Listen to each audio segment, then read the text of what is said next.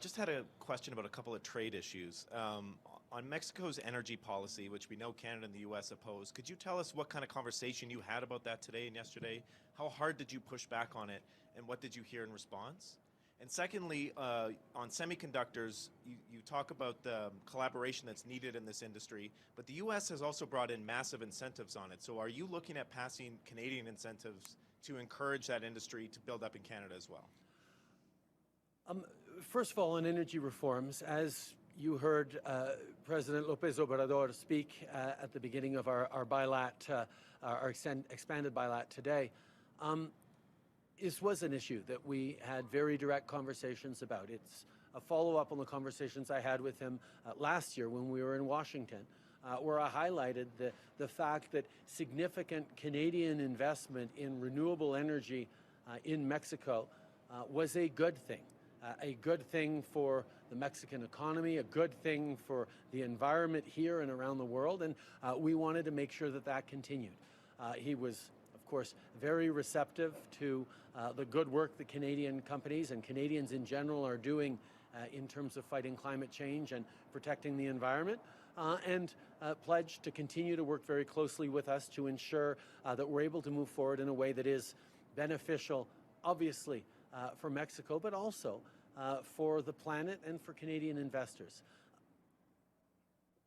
There will always be challenges, even between friends, when we're talking about big investments and making the kinds of transformative changes that we're going to need to fight climate change.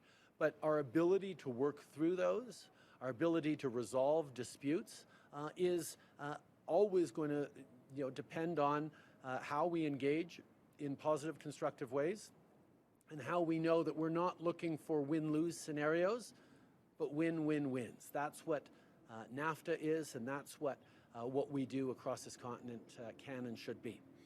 In regards to semiconductors, the world has realized that an over-reliance on any one region for semiconductors will have dire consequences on the economy that we're building for the future.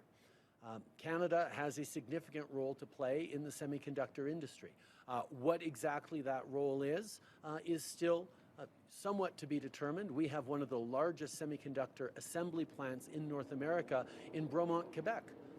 And when we say assembly or packaging, it's actually putting the chips together so that they can function in the best possible way. So it involves a lot of R&D and involves a lot of advances. We also have critical minerals industry developing that's going to be a source of what is needed to build those semiconductors.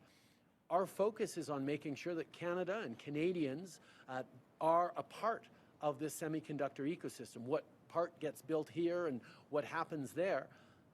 I think we've demonstrated through the auto industry that as we build integrated ecosystems where parts can flow back and forth, where different people do different things, there's room for all of us to benefit, especially as the world increasingly will turn to North America as a reliable supplier of high quality, environmentally responsible, properly labor standards produced high-tech goods in the future. And Canada will always have a big piece of that.